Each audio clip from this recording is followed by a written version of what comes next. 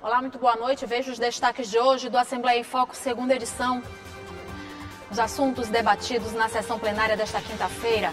O Tribunal de Contas do Maranhão realiza evento que discute controle interno dos municípios. Deputados participam de lançamento de atividades da Congregação Internacional de Evangelização de Políticos.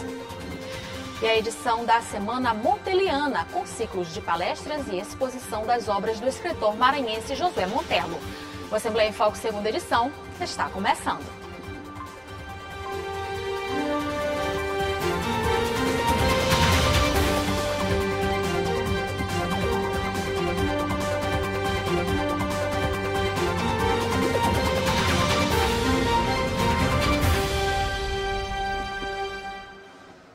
Na sessão plenária de hoje, os deputados repercutiram o trabalho do Ministério Público, o prêmio Melhores Práticas do Programa de Compras da Agricultura Familiar e a eleição do Conselho Tutelar. O deputado Carlos Lula foi o primeiro parlamentar a se pronunciar na sessão desta quinta-feira, destacando a audiência pública para tratar os rumos do Ministério Público no país. Logo em seguida, o deputado Rafael tratou das políticas de turismo no estado e, em especial, a possibilidade de Barreirinhas se transformar em patrimônio natural da humanidade. E esperamos que, com esse reconhecimento internacional, Barreirinhas se consolide, que já está consolidado para a grande maioria dos turistas do mundo, como, de fato, um patrimônio natural da humanidade. Então, vai elevar Barreirinhas a outro patamar. E como o próprio governador Carlos Brandão falou em uma das suas oportunidades, que Barreirinhas pertence de fato ao mundo, até pelas suas belezas naturais, pelas espécies que tem lá, e a obrigação de todos nós maranhenses, principalmente desta casa, a sua preservação. O deputado Rodrigo Lago destacou o prêmio Melhores Práticas no Programa de Compra da Agricultura Familiar no estado. Então eu fico feliz por ter esse reconhecimento nacional como uma prática realmente de excelência da administração pública. E isso serve exatamente para mostrar ao Brasil que aqui no Maranhão nós sabemos cuidar muito bem dos nossos agricultores. Por isso eu parabenizo o ex-governador Flávio Dino por ter criado esse programa e também o governador Carlos Brandão por dar continuidade a este programa, esperançoso que estou da ampliação, meu líder, deputado Rafael, de que esse programa será ampliado ainda mais este ano, como foi anunciado recentemente pelo governador Carlos Brandão em agenda com a FETAEMA, lá na sede da FETAEMA, ele anunciou que dobrará esse valor e essa é a nossa expectativa de que, de fato, mais agricultores e mais agricultoras familiares do nosso estado sejam também contemplados com esse programa agora de mérito reconhecido nacionalmente. O deputado Dr. Iglesio usou o grande expediente para abordar a paralisação dos prefeitos e a redução no FPM. O pronunciamento teve vários apartes. O nosso amigo deputado Carlos Lula, ele trouxe uma informação, uma reflexão em relação ao PAC, que o PAC seria uma solução para isso. Eu divirjo completamente dessa tese. Por quê? Porque hoje o PAC não tem dinheiro. Se eu não tenho dinheiro, deputada Viviane, em termos de arrecadação, com a questão que o Lula, para compor um compromisso de campanha, cumprir o compromisso de campanha, ele aumentou a isenção do imposto de renda, sem fazer uma expectativa de recomposição do FPM, que tem recursos do imposto de renda, do IPI, ele deixou os municípios mais pobres no furo. Por quê? A maioria dos municípios do Maranhão não tem arrecadação. O dinheiro, se não tem o dinheiro para transferir para o município, não tem dinheiro para a PAC. Já o deputado Ricardo Arruda destacou prêmios recebidos pelo Maranhão nas boas práticas em apoio ao homem do campo. O deputado Wellington do Curso repercutiu o encontro com religiosos realizados na Assembleia Legislativa. E logo após o pronunciamento, a pedido do próprio deputado Wellington, foi feito um minuto de silêncio em homenagem ao magistrado Celso Orlando Pinheiro Júnior, falecido em São Paulo. A deputada Mical Damasceno foi a última oradora na sessão e lembrou da importância da eleição para conselheiro tutelar. Eu quero aqui chamar a atenção de todos os maranhenses, de todos os cristãos, de todos os conservadores, de todos os patriotas, que essa função é muito importante e na maioria das vezes as pessoas deixam passar desapercebida, a população não se interessa e aí a gente pode aqui ver que Tem muitas pessoas que desconhecem dessa importância, pastor Eugênio, da função do conselheiro tutelar. O Tribunal de Contas do Estado realizou na Alema o seminário que discutiu o controle interno municipal. Um dos objetivos é possibilitar uma política preventiva que representa investimento para o Estado. O seminário Interagir Diálogos com o Controle Interno Municipal, idealizado pelo Tribunal de Contas do Maranhão, foi realizado no auditório Fernando Falcão, da Assembleia Legislativa. O evento contou com a presença da presidente da Alema, Iracema Vale, do presidente do TCE, Marcelo Tavares, assim como deputados e autoridades municipais e estaduais. Eu acho que uma das principais funções do Tribunal de Contas não é só fiscalizar as contas municipais, mas a questão de preparar os municípios, transmitir conhecimentos para os municípios, trocar experiência, né, é muito importante. O objetivo principal é mostrar a importância do fortalecimento do controle interno em cada município.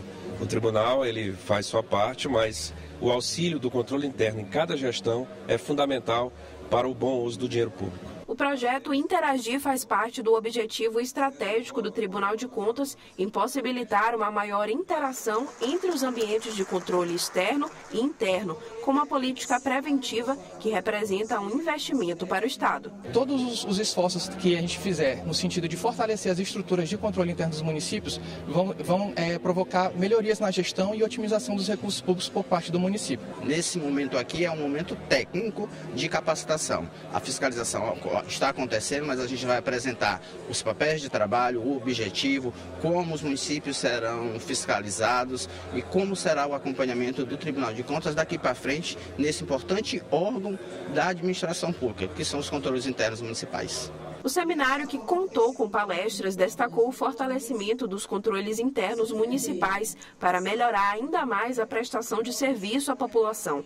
Para os deputados que atuam diretamente nos municípios maranhenses, o diálogo foi positivo. É uma iniciativa de grande importância para o Estado do Maranhão, visto que incentiva os municípios, portanto as prefeituras, a um novo momento na história do Brasil, que é exatamente essa questão da controladoria, do controle interno, e também feito o controle externo pelo Tribunal de Contas do Estado. O Tribunal de Contas ele é um órgão auxiliar do Parlamento, é um órgão de controle, é um órgão fiscalizador.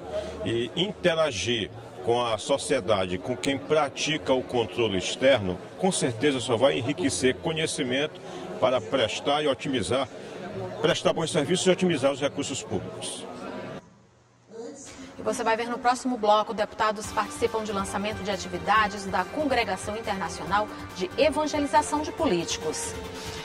E a edição da Semana Monteliana, com ciclos de palestras e exposição das obras do escritor maranhense Josué Montelo. É o que você acompanha logo após o intervalo.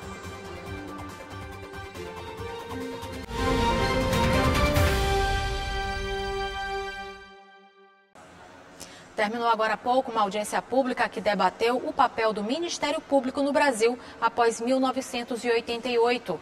A repórter Milena Dutra acompanhou o evento e tem mais informações.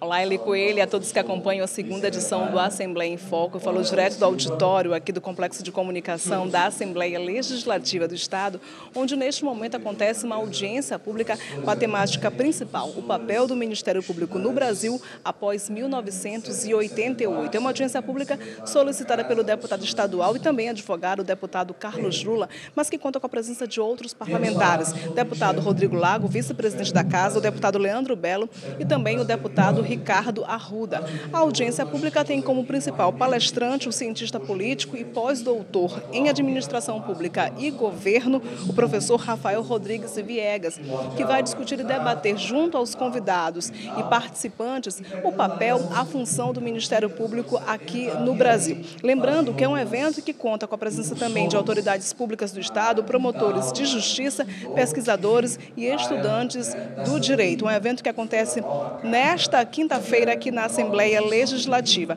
Agora há pouco eu conversei com o deputado Carlos Lula e também com o cientista político, o doutor Rafael Viegas, que destacaram a importância desta temática. Acompanhe. A sociedade precisa ficar atenta a como o Ministério Público exerce essas atividades, como dentro do Ministério Público certas áreas são priorizadas, por exemplo, saúde pública, educação, meio ambiente, controle externo da atividade policial. Então é um tema dos mais relevantes no momento no Brasil. A gente ter esse diálogo com o sistema, está aberto para construir melhores saídas institucionais, né? Porque o Legislativo ele é muito maior do que qualquer um dos seus membros, assim como o Ministério Público é muito maior do que qualquer um dos seus membros. Mas a gente tem que ter esse diálogo institucional maduro e sadio para a gente não cometer o mesmo erro que já cometeu nessa caminhada. Estas são as informações sobre a audiência pública. Eu volto com você. Líderes evangélicos brasileiros e estrangeiros estiveram presentes no lançamento das atividades de uma congregação internacional que atua na evangelização cristã de políticos e servidores públicos. Deputados estaduais participaram do encontro. O deputado estadual Wellington do Curso recebeu líderes evangélicos do Brasil e de outros países para o lançamento das atividades da congregação Capital Ministries na Lema. A missão internacional atua na evangelização cristã de políticos e servidores públicos em todo o mundo.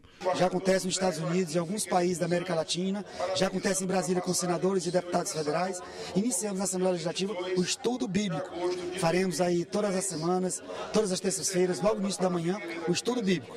E aí trazendo a palavra de Deus também para a Assembleia Legislativa, que nós possamos cada vez mais levar para a população os anseios da população, mas principalmente a vontade de Deus aqui nesta casa. Os pastores destacaram a importância do trabalho de evangelização no meio político. O nosso propósito é levar uma mensagem de amor e esperança para os parlamentares, para os seus assessores, o servidor público de um modo geral. Isso tem acontecido nos Estados Unidos e já em 43 países ao redor do mundo. Estamos trazendo, em 2019, nós viemos para o Brasil, em Brasília, e agora, este ano, nós inauguramos terça-feira em São Paulo e agora o segundo estado no Brasil, aqui no Maranhão. Não venimos com uma agenda. Não viemos com uma agenda. Não venimos a imponer nada. Não viemos impor nada. Venimos com os braços abertos para todas as tiendas políticas. Viemos com os braços abertos para todo o público político. Porque a palavra de Deus é para todos. Porque a palavra de Deus é para todos. If we go back into the Bible, into the book of Acts in chapter 9, se nós voltarmos e lermos o livro de Atos, o capítulo 9, we see that the apostle Paul actually was sent by God to reach the kings of the earth. Você pode observar o apóstolo Paulo sendo enviado para pregar para os reis daquela época. And that's the room that we're standing in here in Brazil, as we're standing before the political leaders who even the apostle Paul was sent to evangelize. E é isso que nós estamos fazendo. Estamos na casa daqueles que fazem a lei, porque o Paulo foi mandado para eles para evangelizá-los.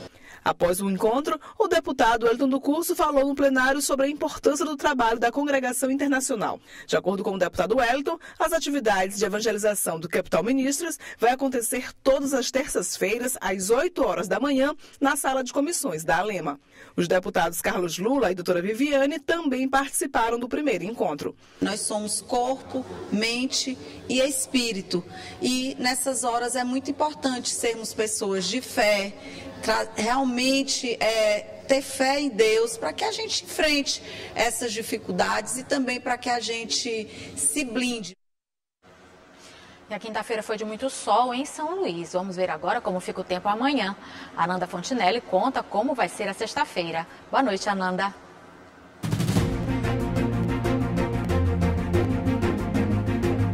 Boa noite, Eli. Boa noite para você. Vamos ver a previsão do tempo para amanhã, sexta-feira. Olha só que na capital a previsão é de tempo parcialmente nublado, com possibilidade de uma chuva isolada nessa sexta. Os termômetros variam entre 25 e 32 graus. Na cidade de Paulo Ramos, região do Pindaré, o clima está quente por lá, Eli. A mínima é de 23 e a máxima pode chegar até 37 graus. E o sol deve prevalecer nessa sexta-feira na região. Já na cidade de Tutóia, região dos Lençóis, a previsão é de sol o dia todo e à noite o tempo deve ficar aberto, sem possibilidade de chuva. A mínima é de 23 e a máxima de 34 graus. E para encerrar, na cidade de Brejo, o sol aparece entre nuvens, mas não há possibilidade de chuva na região. Então o solzão vai prevalecer nessa sexta-feira. Os termômetros variam entre 23 e 36 graus. É isso, ali. A gente volta a se encontrar amanhã. Até lá! Celebrar os 106 anos de nascimento do escritor Josué Montelo e o bicentenário do poeta Gonçalves Dias é a proposta da Semana Monteliana, que trouxe ciclos de palestras e uma exposição permanente de um acervo literário e documental aberto à visitação pública. A programação homenageia o mês de aniversário de 2 grandes escritores maranhenses de renome nacional. Todo o mês de agosto será voltado a debates, exposição e palestras na Casa Josué Montello, na capital. Com o tema celebrar os 106 anos de nascimento do escritor Josué Montello e o bicentenário do poeta Gonçalves Dias, o momento é de festejar a importância dos autores para a literatura maranhense brasileira. O Josué Montello tem uma importância assim, significativa para o Maranhão, principalmente para a literatura maranhense, né? Foi um grande escritor, cronista, jornalista, foi um grande gestor público, então ele representa muito para a literatura e para a cultura maranhense. O mês de agosto nós temos também a data do aniversário do grande poeta Gonçalves Dias. Então nós casamos essas duas datas, é o bicentenário de Gonçalves Dias, e que para homenagear os 2 escritores a gente montamos uma exposição aqui na Casa de Cultura com o acervo da casa, que tem apontamentos de Josué Montello e de outros escritores sobre Gonçalves Dias.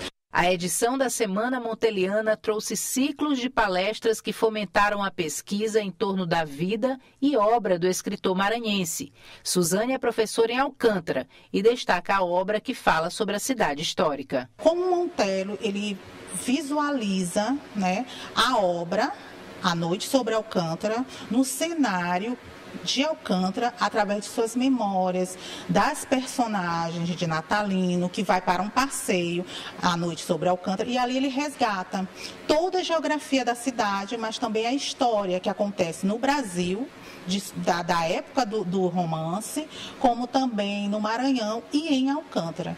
Aí enfatizando as personagens que estão nesse romance, né?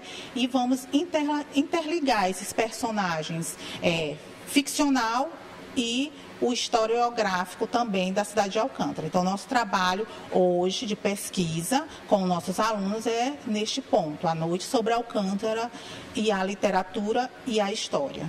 Já a sala de exposição permanente exibe artigos de Josué Montello publicados em jornais, revistas e coletâneas, além do clássico romance Os Tambores de São Luís, um acervo literário e documental aberto à visitação pública de segunda a sexta-feira.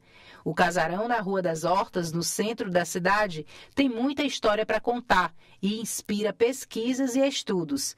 Esta professora de literatura fez seu doutorado na França sobre a tradução das obras de Josué Montello e ressalta a relevância do autor para os estrangeiros. Não é fácil traduzir uma cultura, é muito difícil, porque as palavras, os termos, né, não é só a questão de traduzir palavras, traduzir expressões, mas é toda uma cultura que será traduzida. Então, a problemática também passa por cima dessa questão de como traduzir esse imaginário, como traduzir em outra língua essa cultura. Isso também ajuda, né, tanto para os estrangeiros, no caso, os franceses que moram aqui, que têm família aqui, conhecer também a cultura maranhense através das obras de Josué Montello.